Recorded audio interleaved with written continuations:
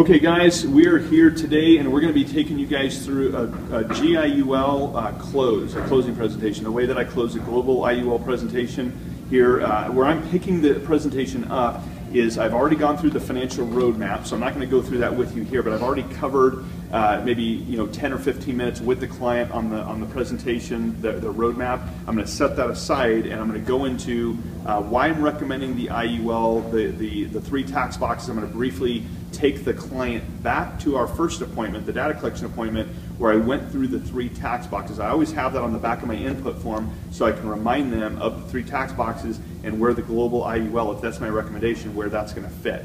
Okay, so that's where I'm going to pick the appointment up, and you're going to see me go all the way through the closing sequence of getting a check and actually starting to fill out the application on the global IUL. Okay. So guys, so that's your roadmap. Really excited, isn't it great to see the numbers and to really see where you guys are at now and what you need to do to achieve your goal. Was this helpful for you? Yes, very. Okay, very good. Well, I'm excited to go into the recommendation process with you. I've got a couple of very specific recommendations for you guys. But before I go into my recommendations, I'm going to take you back to the three tax boxes that I went through before. You guys remember this? I drew it on the back of your input form just so I knew I'd have it with me. Right. Remember the now box is a box that we'll use where you have access to money in a liquid situation. You can put and take money like emergency funds. So I'm going to recommend of the $400 a month that you guys had committed to saving toward your financial future, I'm going to take 100 of that 400 and we're going to direct it into the now box, okay? And the benefit there again is going to be liquid short-term money. You can pull that money for anything without any penalty, okay? Now the later box, you guys are already doing a great job on the later box. You're funding your 401ks, you're going up to the point the company matches you. I don't want you to do any more than the company match on the 401k, because anything over that match, of course, all it's doing is creating a tax liability for you in retirement. We don't want to do that, okay? So in the later box, my recommendation to you is to reallocate this a little bit more aggressive, and I'll help you with that, because you guys are as young as you are, you're too conservatively allocated in your 401k, so I'll help you to reallocate that. That'll be my recommendation there. Now the third box is where we're going to focus most of our time today.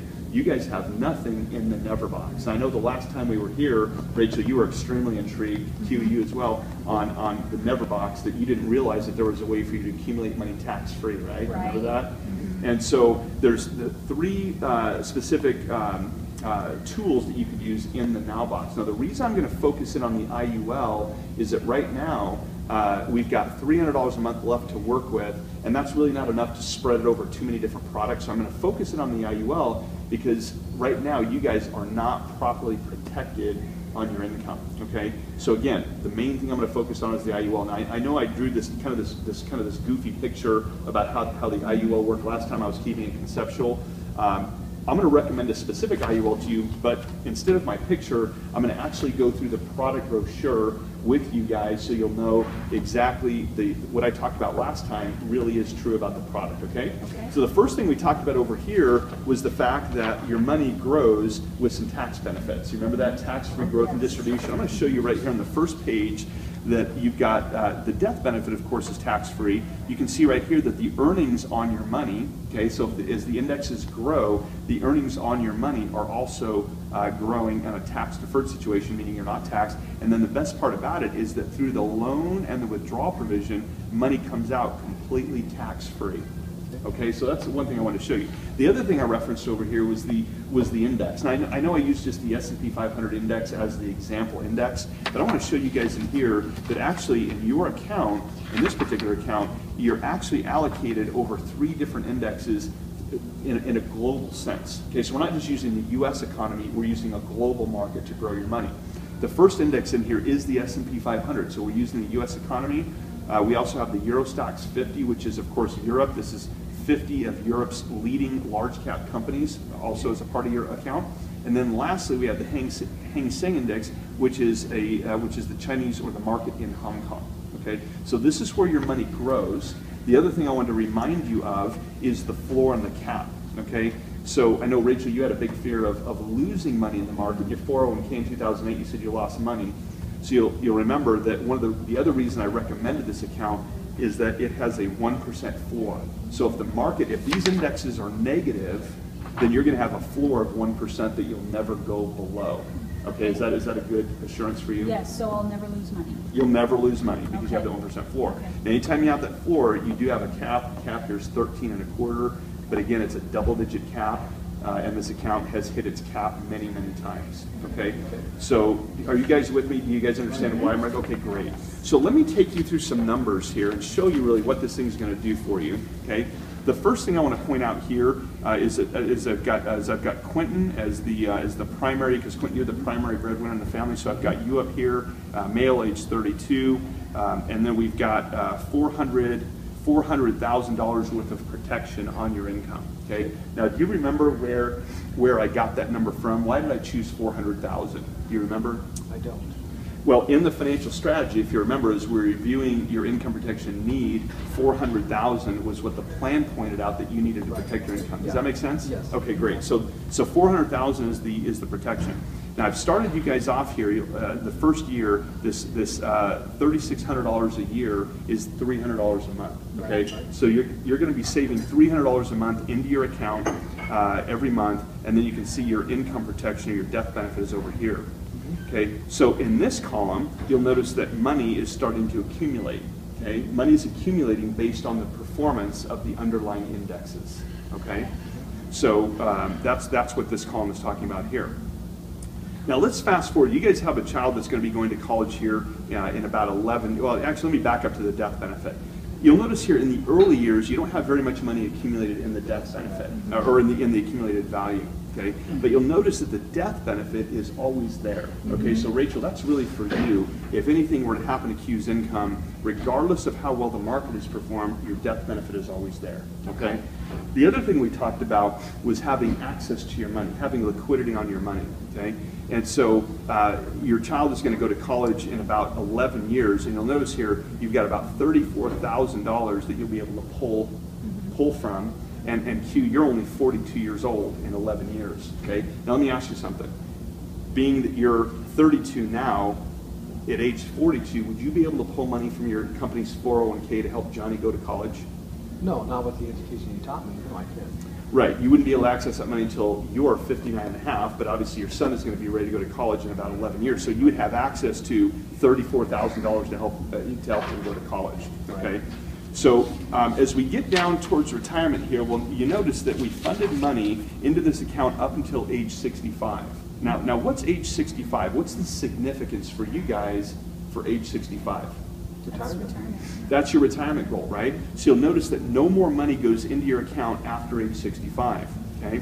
Now, distribution, or now once you retire, now you're going into a distribution mode, right?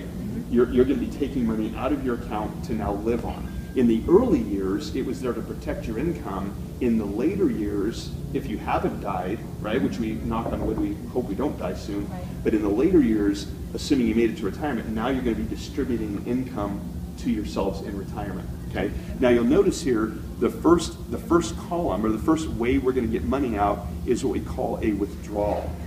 Okay? A withdrawal simply means I'm withdrawing the money I put into it. Okay? It's my cost basis. Okay? Now look on the sheet here. In the premium outlay column, you guys, if you follow the investment schedule, you've put away $163,000. Right? Part of that 163 went to pay for your insurance. Part of that 163, there were some fees, administrative fees to manage the account, to manage the indexes, right? Pacific Life has fees that they'll charge to protect your income and to manage the account. The 163, not all that 163 was saved. Part of it was saved, but part of it also was to cover the expenses of the account. But here's the great thing about that. You'll notice in the withdrawal column that over 1, 2, 3, and about 3.5 years, you're going to withdraw back out every dime that you put into it. Okay, which means that if you never died, right, before retirement, you've just withdrawn back out every dime that you've put into it. Okay, so all your cost of insurance came back to you. Right? All the administrative fees and things to manage the account, all that money came back to you. Now, I don't know about you guys, but I'm not a big fan of paying for something that I'm never going to use or never get benefit from. How about you guys? No, nobody likes to do that, right? So when you own it, guess what? If you don't use it, you get that money back. Now, think about this. Once your principal is gone, right? So now the 163 is gone. So you've used that money over 3.5 years. That money's gone. That's your principal. Okay. What's left over in your account? Once your principal's gone, what's left over? The cash value. Hopefully, No. nothing's left over other than Well, there's interest. cash value, interest, right? So principal is the money you put into it, Yep. plus interest, that's the money that the principal grew, Right. equals the balance of your account, right? So your principal you took through withdrawals, the loan now is a distribution of all the interest growth. The reason that we use the loan provision is loans are not taxable income. Okay. So guess what? All that growth that you had, which normally would be in a 401k, Q, how is your growth? How is your growth? What happens to your growth when you take money out of a 401k? I get taxed. You get fully taxed on it. Yeah. Here, because you're using the loan provision, you're not being taxed. So $45,000 of tax-free income is actually really worth more like $65,000 a year in gross income. Right. So that's why it switches columns, is that it goes from a withdrawal, now your principal's gone, and now you start taking out all of your growth on a tax-free basis. Okay. Okay? Now, if I go all the way to the bottom here, I'm going to kind of summarize this. You put in 163,200, and remember, part of that 163 protected your income. It was the money that also was saved, right? Then, when you got to the withdrawal phase, you took out 163,200, so you got all that money back, and then you took out an additional $754,440 completely tax-free. Isn't that amazing? And even at the end, look at this, if you were to live to age 85, you still have about an $80,000 death benefit that's still there even after you drug out of it. Over $750,000, $750,000 came out tax-free. Isn't that cool? That's great.